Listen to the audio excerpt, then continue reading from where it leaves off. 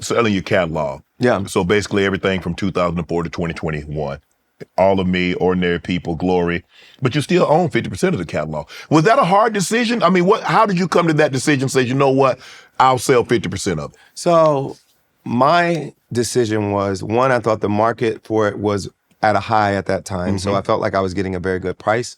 And then secondly, it enables me to diversify. So I can take the cash that they gave me for that and put my money into other investments that would diversify my portfolio to the point where I'm not only reliant on my music as my way of generating equity and income in the future and wealth in the future. Gotcha. And so that was really the decision. Right. I felt like it was a high point in the market, and then the opportunity to take that money and diversify it. But if an artist were to ask you, say, John, what should I do? I mean, I saw what you did.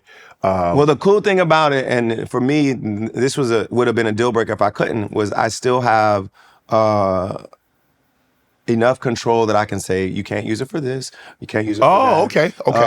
And there's still a lot of control in my hands and a lot of restrictions on how it can be used. And so they can't just be out there doing anything they want willy-nilly with it. Okay. Yeah. Okay. Are you team independent or signing with a major label? I think times have changed. You know, when I came out, it was clear that it was better to be with a major label. The level of investment that it took to actually record an album was so much more. Now you can have the equipment to do it all at home, really. And so it doesn't cost, $500,000 to make an album, $1 million to make an album. You can do it with a lot less.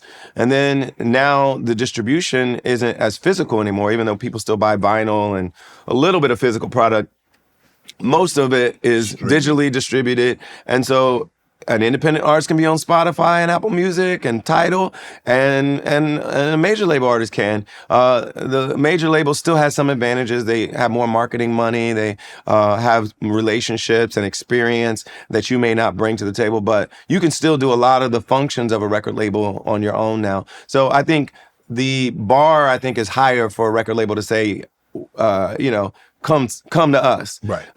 It means they really have to prove to you that they're worth it. By investing in you, by using their relationships and expertise and their resources, and they have them. And so if they deploy them on your behalf, it can be helpful. And you may not have those resources, and so that's when you got to make the decision. But a lot of times, people are blowing up on social media first with TikTok and different things, and it kind of circumvents the gatekeepers and the labels that normally you'd have to impress them first. Before you could get heard by people. But now you can get heard, and now they come knocking on your door because you were able to get yourself heard without them. Right.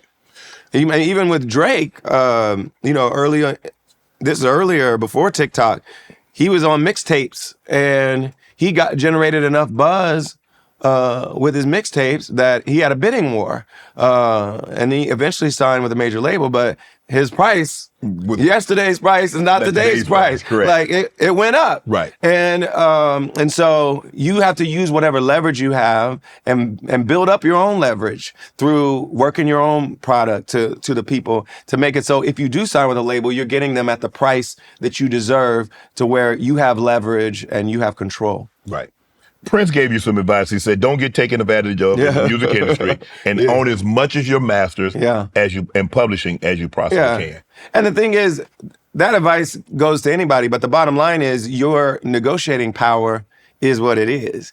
And like the more you're able to do on your own, like Drake did, like any artist that goes independent first, the more you can come to the label if you do get in a situation with them. And you can say, well, I'm actually going to own my masters. We're going to do a joint venture deal, but I still want to own these masters. Or I can do this, I can do that. You can't just say I want it. Right. You have to have the leverage to be able to command that. Right. And so the further I've gone in my career, I've had more leverage to negotiate the kinds of things that I want to do. But early on in your career, you may have to make, like early on in my career, I signed through Kanye's production company. And some people would say, don't do that because you're going to give half of whatever you're getting from the label to Kanye, or you're going to give a certain percentage to Kanye.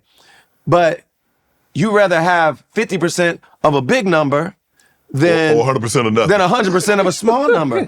And so you got to do the math. You got to weigh the odds. Yeah, and so it's like if this opportunity is great enough, just like telling Oprah, you got to pay me blah, blah, blah to come and do this event. No, the opportunity is so important for you that don't fight for the money now. You're investing in your future in the long run if you do this event. And so it's like you gotta think short term and long term when it comes to these kinds of deals. Like what's gonna pay off in the future? And you'd rather have 60%, 50% of millions of dollars than 100% of hundreds of thousands of dollars. And you want Oprah on your side. Exactly.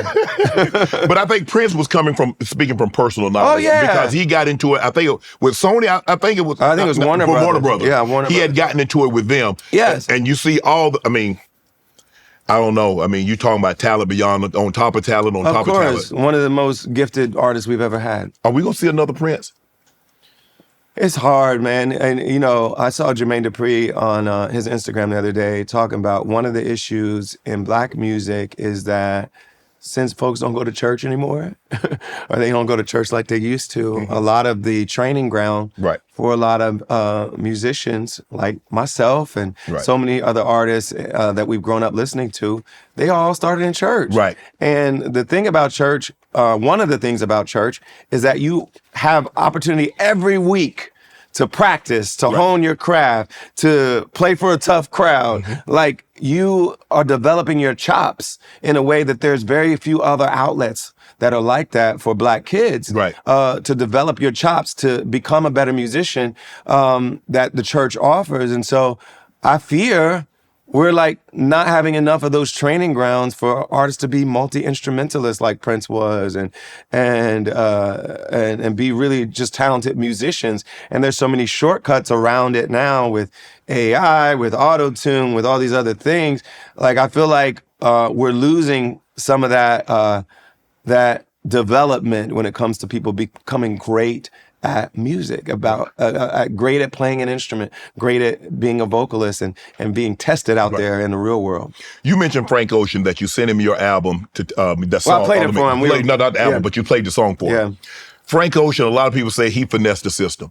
He had one more album to do on Def Jam. I think it's Def Jam. I'm not familiar with his business situation, so but he did that, and then he gave Apple exclusive a better album.